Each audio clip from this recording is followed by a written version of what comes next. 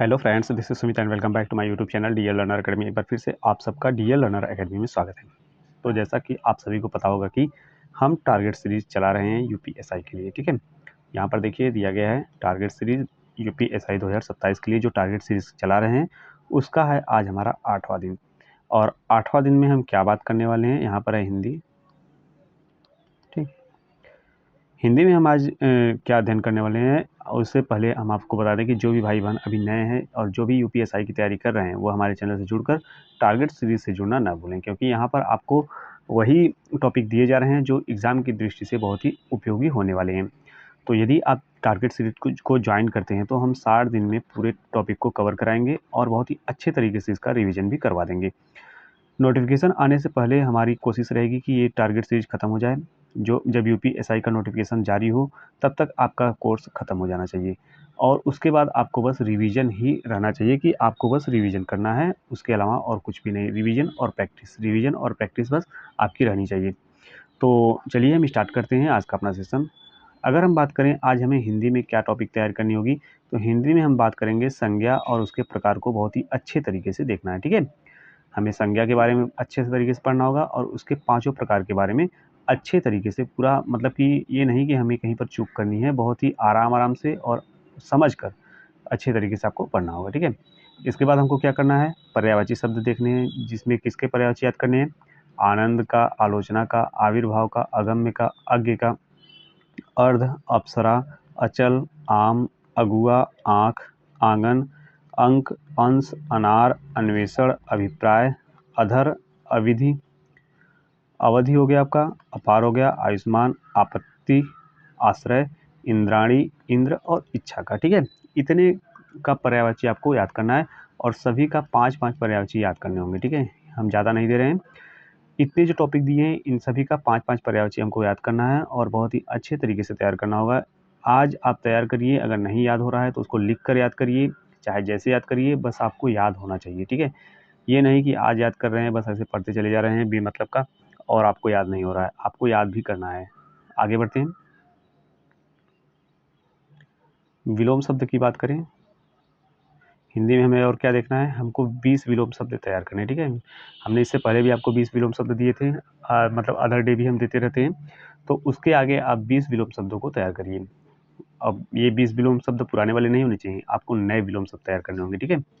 हिंदी साहित्य की बात करें तो हिंदी साहित्य में हमको क्या पढ़ना है, भक्ति काल के प्रमुख संप्रदाय व उनके प्रवर्तक, ठीक है। जैसे द्वैतवाद हो गया आपका, शंकराचार्य होंगे, इन सब के बारे में आपको अच्छे से पढ़ना है।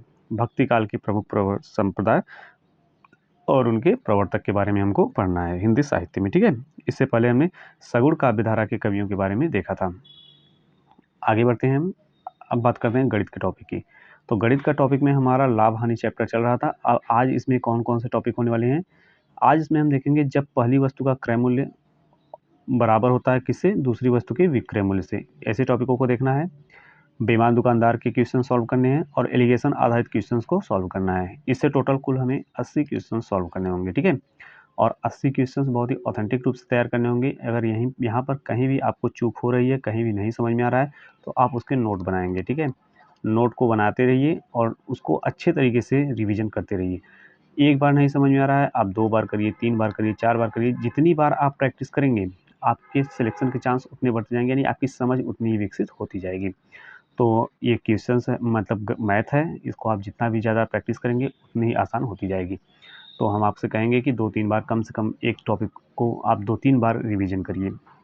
आज ये टॉपिक हैं आपके, आज इनको आपको इनसे संबंधित 80 क्वेश्चंस आपको सॉल्व करने हैं और बहुत ही आराम से करने हैं, ठीक है। ये नहीं कि बस फेंकते हुए चले गए, मतलब ये इसका देख लिए, नहीं आ रहा है इसका देख लिए।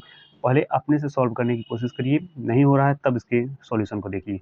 लेकिन सबसे पहले आपको प्रैक्टिस करनी होगी कि हमें पहले अपने विधि से तैयार करना होगा, यानी अपने विधि से इसका सॉल्यूशन करना होगा, ठीक है। आगे बढ़ते हैं हम। अगर हम बात करें अगले टॉपिक की, तो यानी रीजनिंग से हमको क्या तैयार करना है, रीजनिंग से हमको दर्पण प्रतिबिंब को पूरा मतलब पूरा टॉपिक कंप्लीट करना है, ठीक है। आज ये दर्पण प्रतिबिंब हमारा खत्म हो जाना चाहिए। हर एक टाइप के क्वेश्चंस हमको यहाँ से सॉल्व कर लेने हैं। ये नहीं है कि इसके लिए हम दूसरा दिन देंगे, ये आज आपका एक ही दिन में इसको ख़त्म करना है और बहुत ही बेहतरीन तरीके से तैयार करना है, ठीक है? या आप चाहे कि जिसके भी वीडियो देखिए, यूट्यूब से देखिए, बुक सॉल्व करिए, चाहे कहीं से भी, जहाँ नहीं समझ में आ रहा है आप वीडियो देख सकते हैं यूट्यूब से और उसको सॉल्व करिए। बहुत ही अच्छे तरीके से इसको भी तैयार करना है, इसके हर एक टाइप को तैयार करना है और इसका मतलब बस प्रैक्टिस ही आपको करना है, प्रैक्टिस से ही हो जाएगा, ठीक है? मूल विधि की बात करें, तो मूल विधि में आपको सूचना का अधिकार अधिनियम देखना है, ठीक है? सूचना के अधिकार अधिनियम के टॉपिक को तैयार करना है, इसको थोड़ा-थोड़ा तैयार करिए, आपका हो जाएगा। इसके लिए हम 2 दिन देंगे, आज आज कुछ आप तैयार कर लीजिए, कल दोबारा रिवीजन कर लेना, हो जाएगा, ठीक है? तो ये रहा आज का आपका टारगेट। टारगेट सीरीज़ आपको कैसी लग रही है, आप हमें कमेंट बॉक्स में बताया करिए। अगर आप कमेंट नहीं करते हैं, तो हमको भी थोड़ा निराशा होती है। यदि आप कमेंट करते रहेंगे, तो हमको मोटिवेशन मिलेगा और अगले टारगेट के लिए हम तत्पर रहेंगे। तो चलिए फिर मिलते हैं अगले वीडियो में। आपको वीडियो कैसी लगी हमें कमेंट में ज़रूर बताइएगा। और एक बात, यूपी ट्रिपल एससी पेट का नोटिफिकेशन जारी हो चुका है।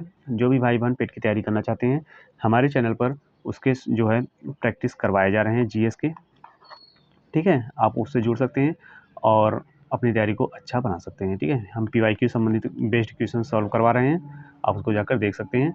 और जो भी भाई-बहन फॉर्म भरना चाहते हैं, वह सभी डॉक्यूमेंट फाइनल कर लें और बहुत ही अच्छे तरीके से 3 तारीख से भरना प्रारंभ हो जाएगा, ठीक है? नोटिफिकेशन तो आ गया है, बाकी 3 तारीख से इसका जो है फॉर्म फिलअप स्टार्ट हो जाएगा। तो आप वहाँ से जाकर अच्छे तरीके से फॉर्म सोच समझ कर भरिएगा, कोई भी गलती नहीं होनी चाहिए क्योंकि इसमें सुधार का मौका नहीं मिलता है, ठीक? पेट से संबंधित कितनी भी वैकेंसियाँ आने वाली हैं, उसका भी जानकारी आपको इस चैनल पर दे दिया जाएगा। तो चलिए फिर मिलते हैं अगली वीडियो में, तब तक स्वस्थ रहिए, मस्त रहिए, ज़बरदस्त रहिए।